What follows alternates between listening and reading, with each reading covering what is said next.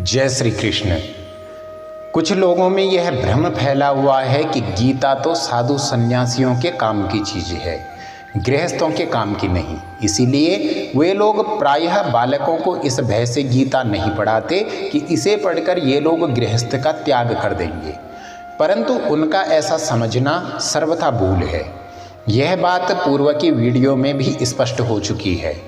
वे लोग यह नहीं सोचते कि मोह के कारण अपने क्षात्र धर्म से विमुख होकर भिक्षा के अन्न से निर्वाह करने के लिए उद्यत अर्जुन ने जिस परम रहस्यमय गीता के उपदेश से आजीवन गृहस्थ में रहकर अपने कर्तव्य का पालन किया, उस गीता शास्त्र का यह उल्टा परिणाम किस प्रकार हो सकता है। यही नहीं, गीता के उपदेष्टा स्वयं भगवान श्री कृष्ण जब तक इस धराधाम पर अवतार रूप में रहे तब तक बराबर कर्म ही करते रहे, साधुओं की रक्षा और दुष्टों का संहार करके उनका उद्धार किया और धर्म की स्थापना की। यही नहीं, उन्होंने तो यहाँ तक कहा है कि यदि मैं सावधान होकर कर्म न करूं तो लोग मेरी देखा देखी कर्मों का परित्याग कर आलसी बन जाएं और इस प्रकार लोक की मर्यादा छिन्न भिन्न करने का दायित्व मुझ पर रहे। इसका यह अर्थ भी नहीं है कि गीता सन्यासियों के लिए नहीं है। गीता सभी वर्णाश्रम वालों के लिए है। सभी अपने अपने वर्णाश्रम के कर्मों को करते हुए सांख्य या फिर योग दोनों से किसी एक निष्ठा के द्वारा अधिकारानुसार साधन कर सकते हैं।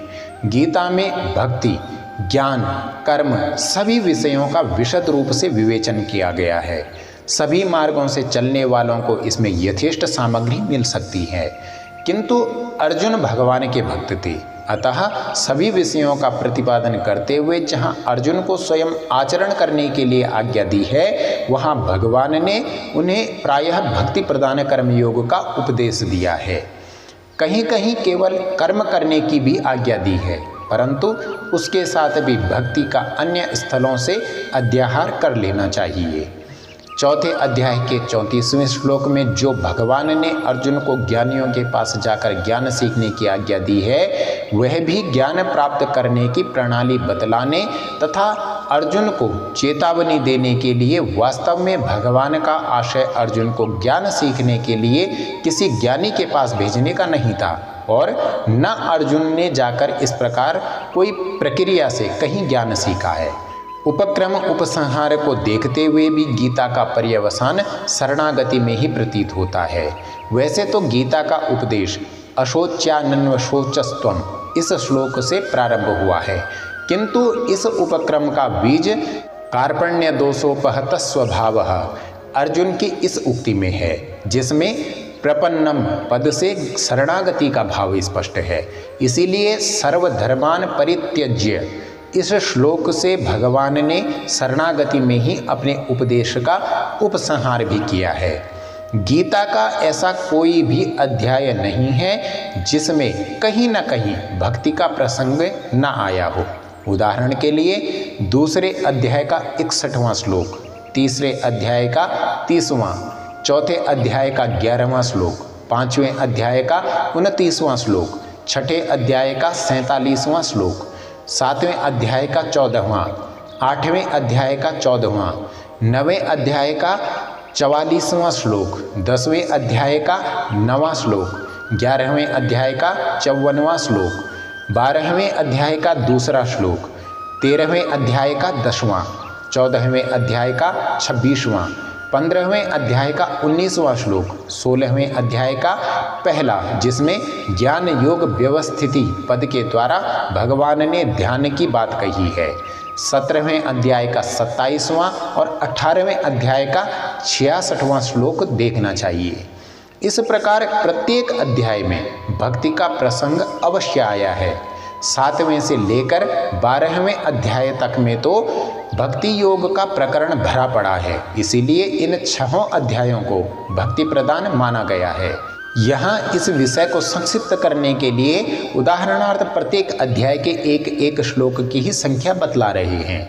इसी प्रकार ज्ञानपरक श्लोक भी बहुत से अध्यायों में मिलते हैं।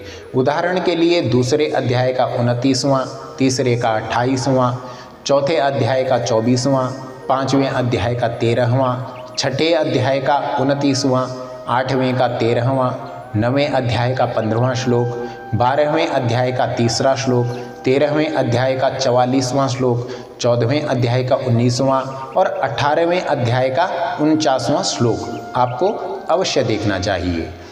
इनमें भी दूसरे, 5वें, 13वें, 14वें और 18वें अध्यायों में ज्ञानप्रद श्लोक बहुत अधिक मिलते हैं। गीता में जिस प्रकार भक्ति और ज्ञान का रहस्य अच्छी तरह से खोला गया है, उसी प्रकार कर्मों का रहस्य भी भली भांति खोला गया है। दूसरे अध्याय के 39वें से 53वें श्लोक तक, तीसरे अध्याय के 4थे श्लोक से 35वें श्लोक तक, चौथे अध्याय के 13वें से 32वें श्लोक तक, 5वें अध्याय के दूसरे श्लोक से 7वें श्लोक तक तथा 6ठे अध्याय के पहले श्लोक से 4थे श्लोक तक कर्मों का रहस्य पूर्ण रूप से भरा हुआ है। इनमें भी दूसरे अध्याय के 47वें तथा चौथे के 16वें से 18वें तक में कर्मों का रहस्य विशेष रूप से इसका विवेचन किया हुआ है। इसके सिवा अन्य अध्यायों में भी कर्मों का वर्णन मिलता है। इससे यह विदित होता है कि गीता में केवल भक्ति का ही वर्णन नहीं है, ज्ञान, कर्म और भक्ति तीनों का ही सम्यक्तया प्रतिपादन हुआ है। पूर्व में यह बात हम कह चुके हैं कि परमात्मा की उपासना भेद दृष्टि से की जाए अथवा अभेद दृष्टि से, दोनों का फल एक ही है।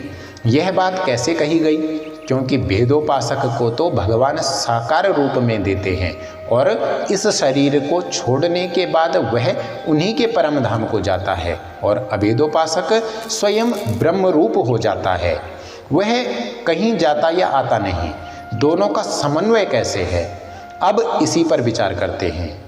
साधन काल में साधक जिस प्रकार के भाव और श्रद्धा से भावित होकर परमात्मा की उपासना करता है, उसको उसी भाव के अनुसार परमात्मा की प्राप्ति होती है। जो अभेद रूप से अर्थात अपने को परमात्मा से अभिन्न मानकर परमात्मा की उपासना करते हैं, उन्हें अभेद रूप से परमात्मा की प्राप्ति होती है, और जो भेद रूप से उन्हें भजते हैं, उन्हें भेद रूप से ही वे दर्शन देते हैं।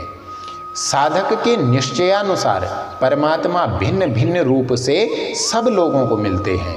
भेदोपासना तथा अभेदोपासना दोनों ही उपासनाएं भगवान की उपासनाएं हैं, क्योंकि परमात्मा सगुण निर्गुण, साकार निराकार, व्यक्त अव्यक्त सभी कुछ हैं। जो पुरुष परमात्मा को निर्गुण निराकार समझते हैं, उनके लिए वे निर्गुण निराकार हैं। जो उन्हें सगुण निराकार मानते हैं, उनके लिए वे सगुण निराकार हैं। और जो उन्हें सर्वशक्तिमान, सर्वाधार, सर्वव्यापी, सर्वोत्तम यानी सब प्रकार के उत्तम गुणों से युक्त मानते हैं, उनके लिए वे सर्व सद्गुण संपन्न हैं। जो पुरुष उन्हें सर्वरूप मानते हैं, उनके लिए वे सर्वरूप हैं। जो उन्हें सगुण साकार मानते हैं, उनके लिए वे सगुण साकार रूप में प्रकट होते हैं। अब शंका यह है कि जब भगवान सबको अलग अलग रूप में मिलते हैं, तब फल में एकता कहाँ हुई? इसका उत्तर यह है कि प्रथम परमात्मा साधक को उसके भाव के अनुसार ही मिलते हैं।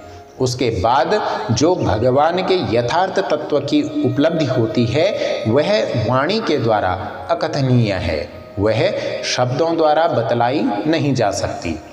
भेद अथवा अभेद रूप से जितने प्रकार के भी परमात्मा की उपासनाएं होती हैं, उन सब का अंतिम फल एक ही होता है। इसी बात को स्पष्ट करने के लिए भगवान ने अभेदोपासकों को अपनी प्राप्ति बतलाई है, और भेदोपासक के लिए यह कहा है कि वह ब्रह्म को प्राप्त होता है, शाश्वत शांति को प्राप्त होता है, ब्रह्म को जान जाता है, अविनाशी शाश्वत पद को प्राप्त होता है। अभेदोपासना तथा भेदोपासना दोनों प्रकार की उपासना का फल एक ही होता है। इसी बात को लक्ष्य कराने के लिए भगवान ने एक ही बात को उलट फेर कर कई प्रकार से कहा है। भेदोपासक तथा अभेदोपासक दोनों के द्वारा प्रापणीय वस्तु यथार्थ तत्व एक ही है। उसी को कहीं परम शांति और कहीं शाश्वत स्थान के नाम से कहा गया है, कहीं परम धाम के नाम से, कहीं अमृत के नाम से, कहीं माम पद से, कहीं परम गति के नाम से, कहीं संसिद्धि के नाम से, कहीं अव्यय पद के नाम से, कहीं ब्रह्म निर्वाण के नाम से और कहीं निर्वाण परमा शांति के नाम से व्यक्त किया है। इनके अतिरिक्त और भी कई शब्द गीता में उस अंतिम फल को व्यक्त करने के लिए प्रयुक्त हुए हैं, परंतु वह वस्तु सभी साधनों का फल है। इसके अतिरिक्त उसके विषय में कुछ भी कहा नहीं जा सकता। वह वाणी का अविषय है। जिसे वह वस्तु प्राप्त हो गई है वही उसे जानता है, परंतु वह भी उसका वर्णन नहीं कर सकता। इन शब्दों में तथा इसी प्रकार के अन्य शब्दों द्वारा शाखा चंद्र न्याय से उसका लक्ष्य मात्र करा सकता है। अतः सब साधनों का फल रूप जो परम वस्तु तत्व है वह एक है। यही बात युक्ति संगत है।